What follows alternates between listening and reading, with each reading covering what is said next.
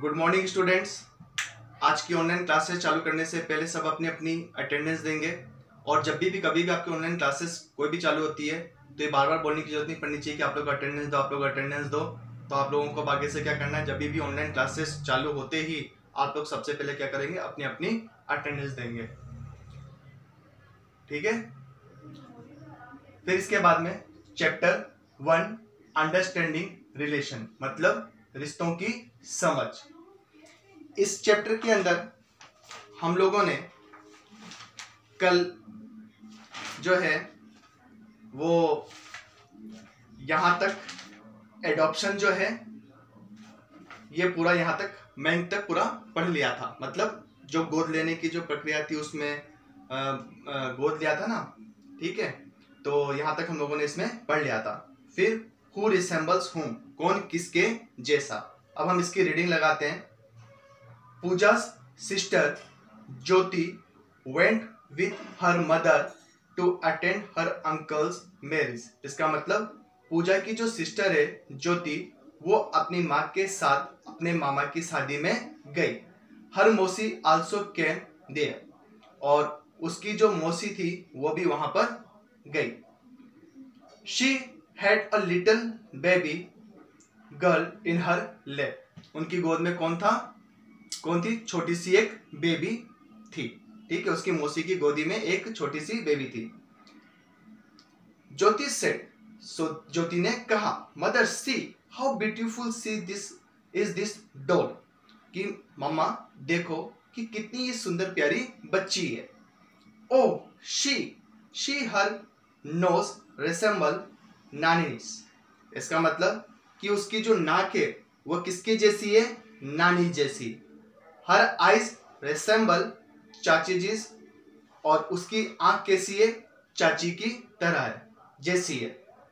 Her fair complexion is like that grandfather, और उनका जो गोरा रंग है वो, उस बच्ची का जो गोरा रंग है वो किसके जैसा है? दादाजी के जैसा है। And complexion of her brothers face is light whitish, और उस बच्ची का जो भाई है उसका रंग कैसा है? हल्का सांवला। तो इसका मतलब ये हो गया कि यहाँ पे हु रिसेम्बल हुम का मतलब क्या है? कौन किसके जैसा। आपने देखा होगा कि आपके परिवार में जब भी कोई छोटा बच्चा होता है तो लोग जब उसको देखने के लिए जाते हैं तो क्या बोलते हैं? अरे देखो इसकी जो नाक है वो तो दादा पे गई है, उसकी जो कान है वो किस पे? नाना पे गए हैं। ठीक है, तो इस तरह से क्या होता है कि वो क्या करते हैं, हमारे जितने भी जो फीचर्स है, जितने भी हमारे लक्षण है हमारे, उसकी तुलना क्या करते हैं? हमारे परिवार के सदस्यों के साथ करते। फिर इसके बाद में नेक्स्ट आ जाओ पीछे। यहां पर आपको एक इंडेक्स दे रखा है, एक तरफ फीचर्स लिखा है, दूसरी तरफ रिसेम्बल्स टू लिखा हुआ है। क्या है? Resembles to. तो इसका मतलब क्या हो गया कि अब जैसे मान लो कि ये फेस, आपका फेस किस पे गया है? फादर पे गया है, तो आप क्या करोगे? यहां पे फादर पे लिख दोगे। आइस किस पे गई है? ठीक है, नाना जी पे, तो नाना जी लिख लो। नोज किस पे गई है? अंकल पे गई है, तो यहां पे अंकल लिख लो। फोरहेड अर्थात माथा, माथा किस पे गया है? जैसे मान लो मामा जी पे गया है, मामी जी पे गया है, जिस पे भी जाए आपका उसको ये स्वयं करना है, खुद करना है, एकदम ऐसे कैसे मत लिख देना आप लोग। ठीक है। और जो कॉम्प्लेक्शन है, जो आपका जो रंग है फेस का, वो किस पे गया? तो इस तरह से आपका चेहरा, eyes, nose, forehead, ears, complexion, ठीक है, वो किससे मेल खाता है या किसके जैसा है, वो उनके यहां पर क्या लिखना है? नाम लिखना है। ठीक है, समझ में आ गया? ये आपको केवल किस में करना है? बुक के अंदर। किसके अंदर करोगे? बुक में ही करना है। ठीक है, ये जो बुक है ना, यहां पे इसे आगे लिखना है बस केवल आप लोगों को। फिर इसके बाद में नेक्स्ट देखो, Jyoti mother in my class Preeti writes with her left hand but her writing is very beautiful. Jyoti है, जो पूजा की बहन है, वो अपनी मदर से बोलती है, माँ मेरी क्लास में जो प्रीति है वो किससे लिखती है? उल्टे हाथ से लिखती है, परंतु उसकी जो हैंडराइटिंग है वो काफी सुंदर है। She has been also awarded for this. उसको इसके लिए इनाम भी दिया गया। I asked her, why don't you write with your right hands? और मैंने उससे ये भी पूछा कि तुम सीधे हाथ से क्यों नहीं लिखती? We all do use our right hand for writing. और ज्योति बोलती है अपने फ्रेंड से, प्रीति से, कि हम सब लोग तो सीधे हाथ से लिखते हैं और तुम जो हो वो उल्टे हाथ से लिखती हो। She said, अब क्या, जो ज्योति की जो फ्रेंड है प्रीति, वो कहती है, I do all my work with left hand, कि मैं सभी कार्य जो है वो उल्टे हाथ से ही करती हूं। I tried to write my right hand but I could not, कि मैंने बहुत कोशिश की अपने इस सीधे हाथ से लिखने की, परंतु मेरे से ये हो नहीं सका। मैं उल्टे हाथ से ही लिख पाती हूं, सीधे हाथ से लिख नहीं पाती हूं। ठीक है। फिर इसके बाद में देखो यहाँ पे नीचे एक इंडेक्स दे रखा है जिसमें एक तरफ तो हैबिट्स है, दूसरी तरफ match with which family members. उसको किससे मैच करना है? फैमिली मेंबर्स के साथ में मैच करना है। जैसे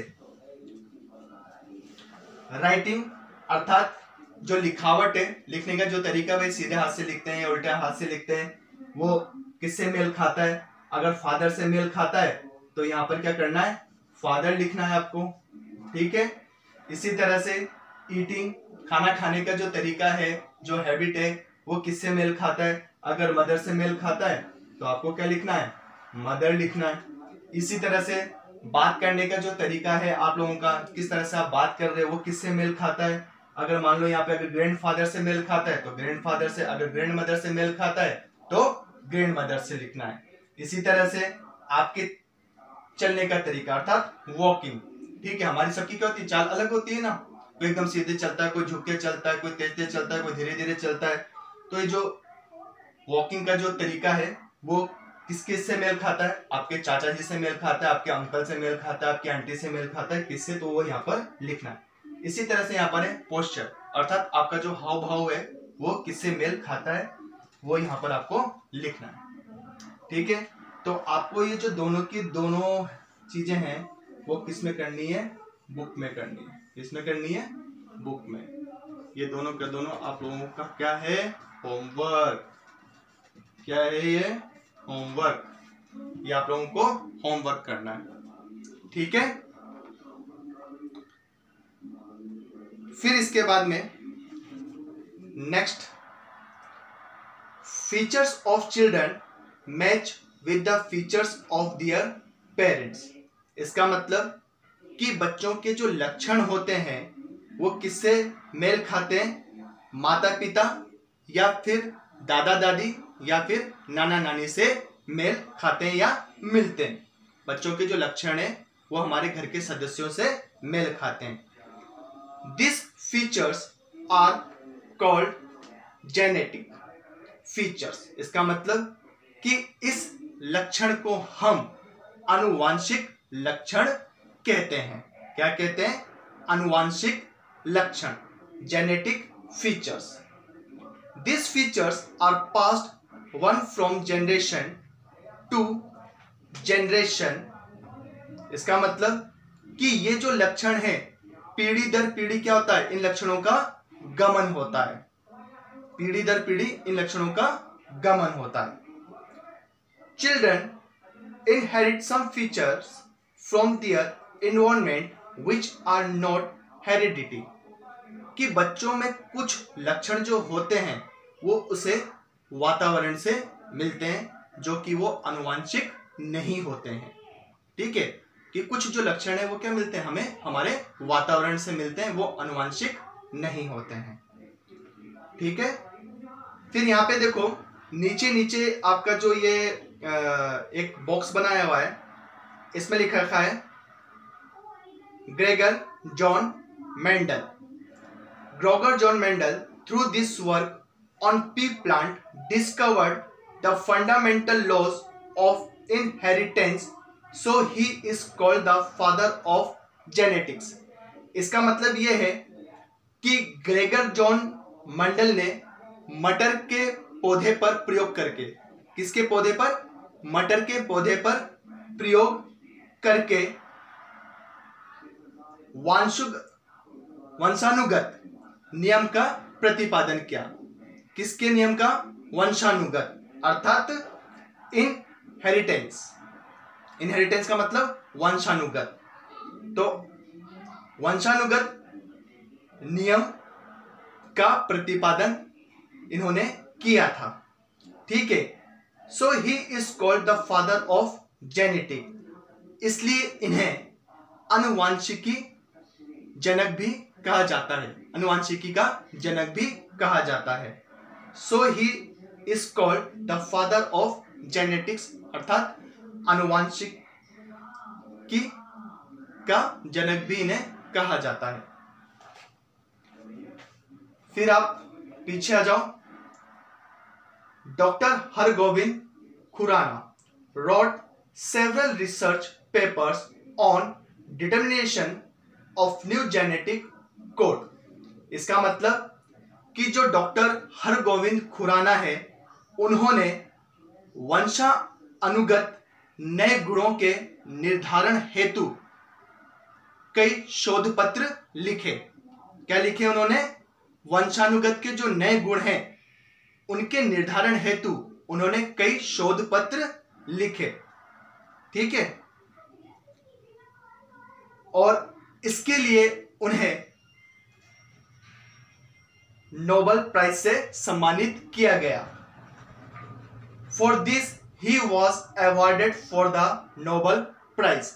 इसके लिए उन्हें किससे सम्मानित किया गया? नोबेल प्राइज से सम्मानित किया गया। किसे? डॉक्टर हरगोविंद खुराना। ठीक है। फिर इसके नीचे देखो, Sharika did understand that we are like our parents or other members of our family, but why all monkeys are alike?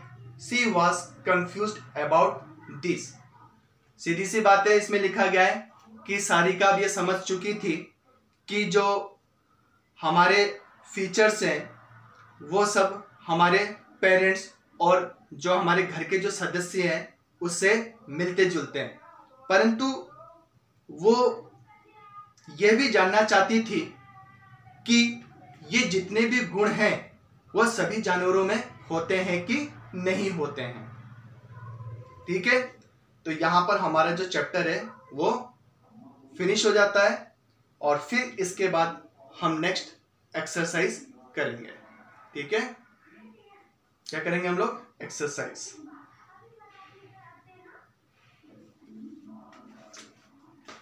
अभी तक आप लोगों को जितना इस फर्स्ट चैप्टर का मैंने आप लोगों को पढ़ाया है, सबसे पहले आप लोग क्या करोगे? इसकी रीडिंग लगाओगे बुक में। ठीक है। ओके।